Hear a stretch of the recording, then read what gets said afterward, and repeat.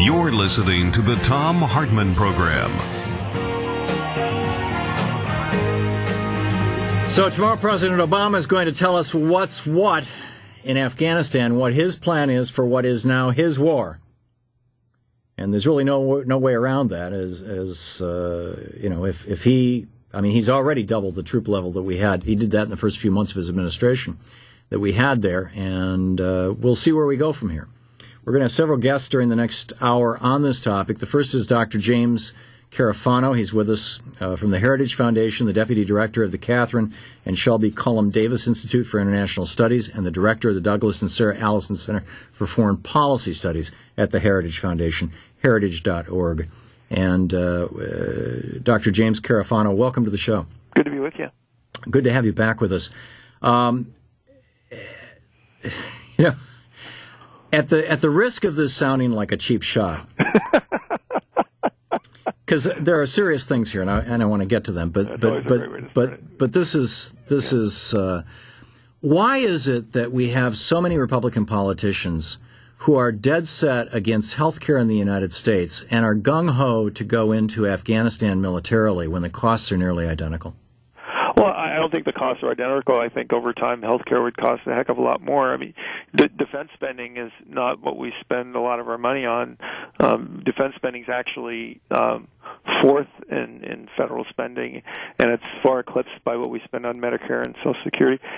And matter of fact, by 2015, the interest on the debt will be more than defense spending. 30 years ago, defense spending was half the federal budget. That might have been a the federal debt. We could thank Ronald Reagan for that and his $3 trillion contribution. We could thank all the presidents, but 30 years ago, except for the Bill Clinton actually introduced a balanced budget, and not one Republican voted for it. But again, 30 years ago, defense spending was 50% of the federal budget. Today, it's a fifth of the federal budget. So all of defense spending is not of discretionary federal spending of the entire federal budget, and it's not number one in discretionary spending. It's third in discretionary. So when you're being a bit disingenuous here, though, when you're talking about defense spending, because as you and I both know, we are today paying for soldiers who came back from Vietnam who are amputees and who are injured and who are suffering post-traumatic stress disorder. Well, that's a whole other issue. War is a long expense. But then we can talk about all the costs of war, and we can ignore all the benefits. I mean, we could have an endless discussion about whether wars are good. Well, I would say you're ignoring the benefits of health care. I mean, why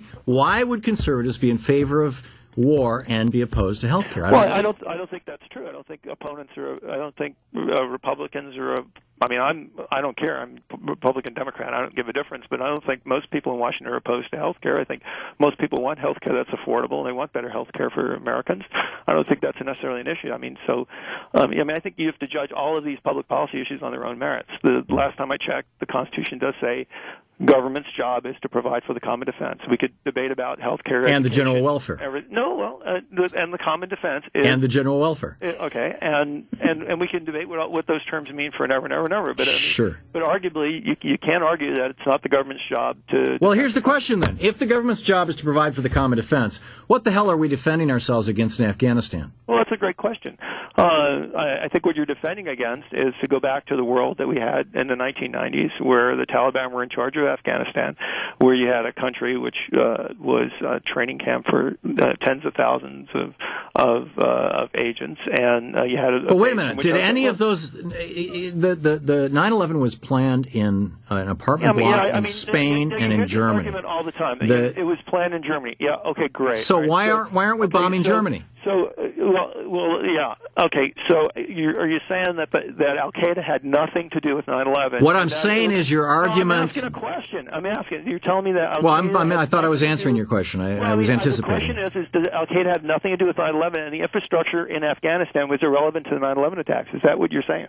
No, that's not. Okay, what I'm saying. Then what's your point? My point is that the vast majority of the infrastructure of Al Qaeda that was responsible for 9/11 had nothing to do with Afghanistan, wasn't even remotely close to Afghanistan, might have been funded by one guy, Osama bin Laden, who, by the way, we had a long relationship with. His brother, his half-brother, bailed out George Bush's George W. Bush, and his other half-brother was having lunch with George Herbert Walker Bush on the morning of 9/11. I mean, neither one of them had connections with Al Qaeda, and neither one of them had. Why did we fly the whole Saudi family out of the U.S. when everything else was locked down? Well, again, what does that have to do with Al Qaeda? Right. Well, that's my point. What does Afghanistan? You have the Taliban offering.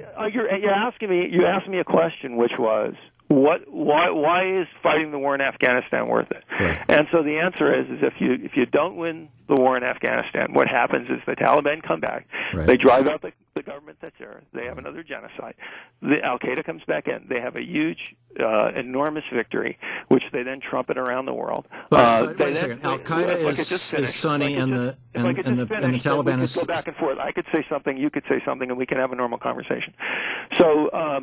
Al Qaeda comes back in there. They continue the war in Pakistan. India watches Pakistan melt down. They go to war. So I think you destabilize South Asia, you see a resurgence of global terrorism, and you have a genocide in Afghanistan. So those are my arguments for winning in Afghanistan. Okay, so let's say that by your definition, we win in Afghanistan, that we either lock down that country so tightly that nobody can move. No, now you're putting words in my mouth, right? Which is not a good thing to do, right? Or we install a government that everybody likes and they're democratic. Again, you're putting words in my mouth. I don't think either one of those are. Well, here's my rhetorical. Why would you say that? Why would you say that? They know practical military solutions, and you know that. We're talking to Dr. James Carafano, and I'm not filibustering you, sir. Please don't filibuster me.